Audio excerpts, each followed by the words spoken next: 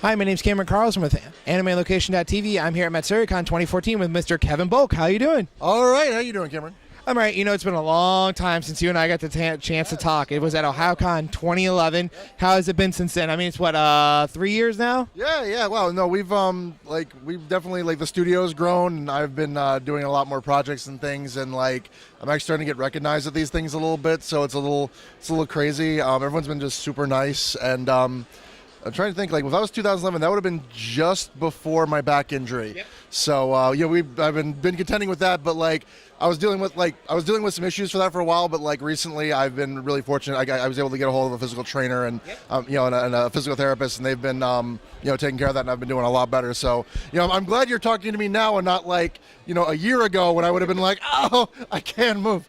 But now it's doing okay, and art-wise, everything it's just been fantastic. So.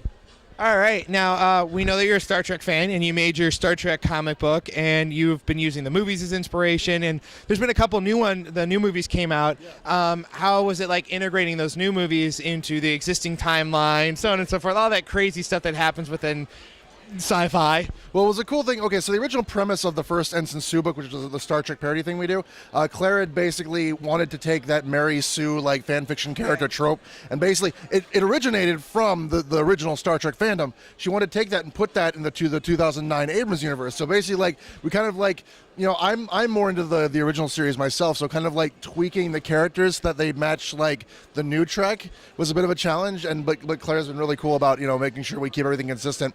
How the new movies have really helped to change things. When we wrote the first one, the first new Star Trek movie had just come out, so there was no con, there was none of that stuff.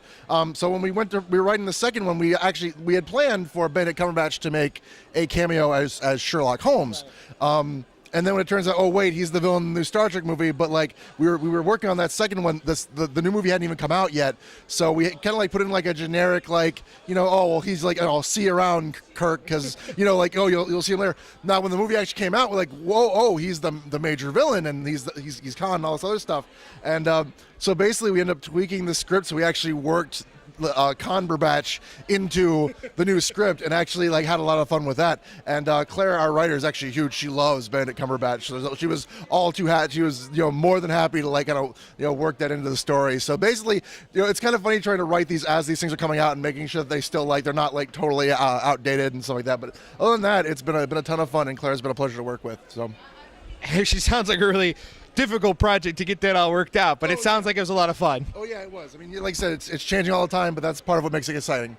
All right, now, since the last time we talked, you have a Avengers art piece that was the original poster for the first Avengers movie in 2012, and it got featured in several media outlets, and it was a unique question that it raised about how female bodies are used in order to promote a piece of artwork, while the men are all stereotypical buff and everything. So you decided to flip it on its head, where the ladies were all more hero eccentric, very stoic and everything, while the men were pushing their bodies out, pushing this out. So how is it like having your art magically overnight everywhere?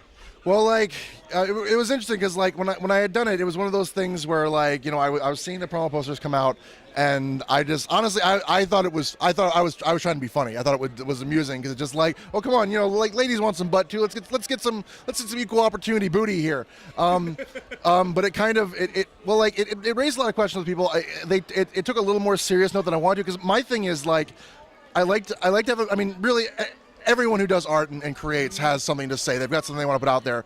But I believe you reach people best when you make them laugh, you make them comfortable, and then you kind of bob and weave your message into there. So the whole oh, let's reverse the gender thing, it's not new. I mean, it's been done for a while by other artists, but I don't think anyone really tried. It was always very much pointing the finger at, it was very accusatory and very very angry. And some people take issue with that, and they have the right to be passionate about that issue. But I find you reach people better when you make them laugh first. So, and honestly, I wasn't quite going into it as heavy-handed, but it turned that way because, again, it's an issue a lot of people are passionate about. So I'm glad that people are talking about my artwork and it's starting a conversation. And I think the Hawkeye initiative kind of sprung not from that piece directly, but from that general concept. So it's kind of cool that we're seeing that now, and we're realizing how silly it kind of is, and we're hopefully moving in a direction where there's booty for everybody. Why not? So I'm really happy with how that's been going out. And like, it is kind of funny that like I come to these shows because my art style is very different from what I used to. Because the piece is supposed to mimic the original poster, so it's more realistic, and I use a lot of like crazy Photoshop filters I wouldn't use in my normal work. Well, because like if you say the background of the original poster, it's Photoshopped all the heck. But so a lot of stuff I don't. So people don't usually know I do it, and when it appears places, my signature is usually wiped out.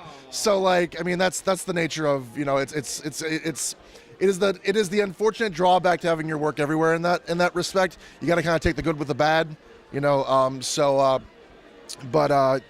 no, it's been really, really fantastic, and I'm really happy that it's getting out there, and that people are starting to see me at these cons and realizing that I was the guy who did that. So yay! Alrighty.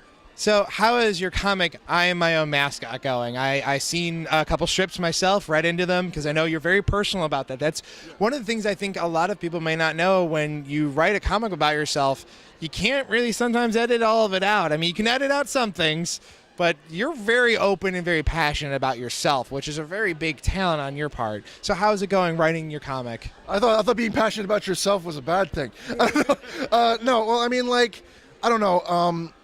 For me, it's personal expression, but also like I know there are a lot of people. I mean, the more my art gets around, the more I like try to help young artists and young people, and also people who are dealing with a lot of this. Like, because I deal with depression. I often make light of the fact that I kind of hate myself. It's just depression's a bitch. But but I know a lot of people go through that, and knowing that. And putting myself out there and letting people know that you're not alone. There are people out there. Everyone faces it, and it's you got to get your hand around it. You got to go on with your life. You got to make something of it. It's hard, but you're not alone. We're with you. And so if opening myself up can get people to kind of to help them with their own lives, then I have no problem sharing that kind of thing. And also, like, I mean, part of the cute side of hating yourself is that you don't mind poking fun at yourself a little bit. Yeah. And making light of a lot of things, and people find that really approachable.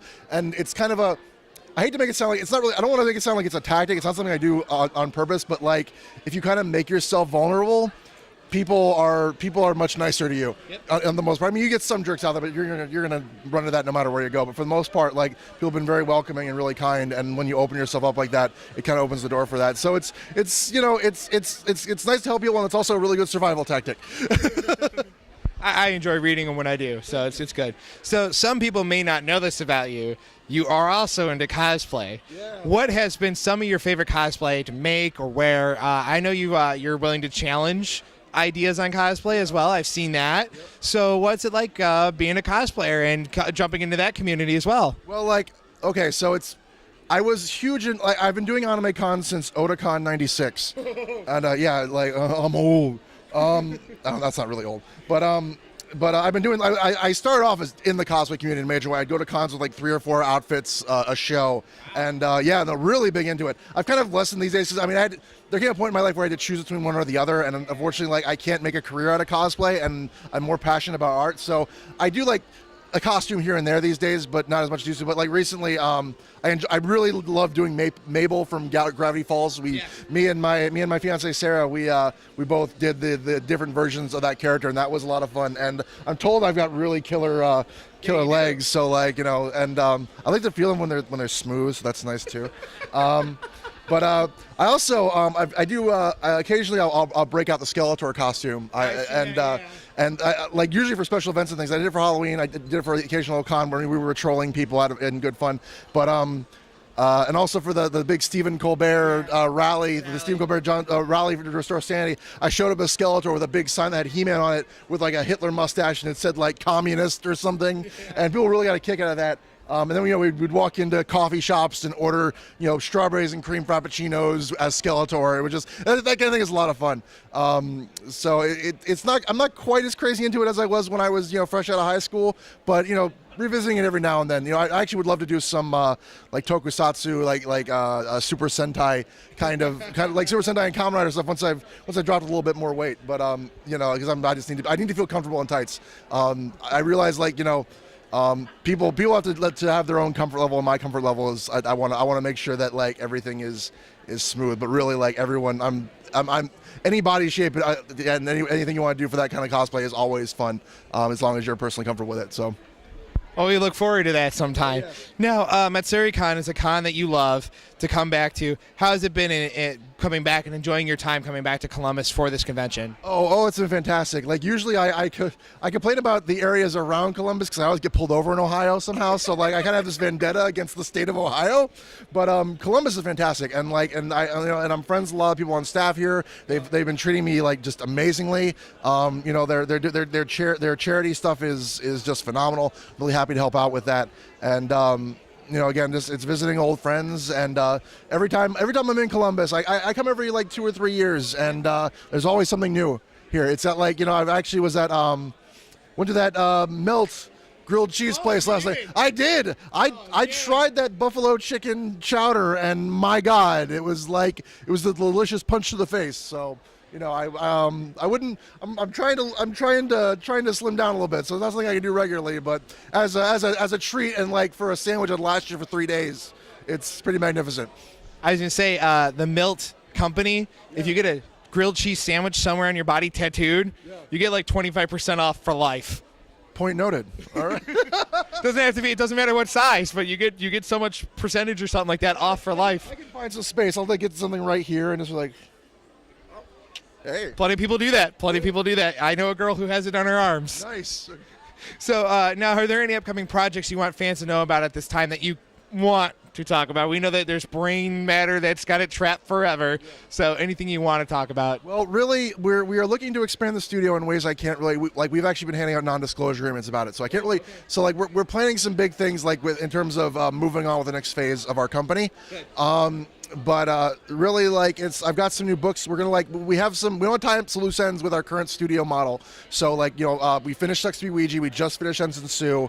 I want to try to finish Trigger Star because I'm getting a lot of people at cons asking about that. It's a matter of the problem with Trigger Star is that I started writing that in high school, and I'm in my 30s now, and I'm not quite the same person I was when I started. So I had to find some way to kind of make it relevant to who I am now, so that we can finish it.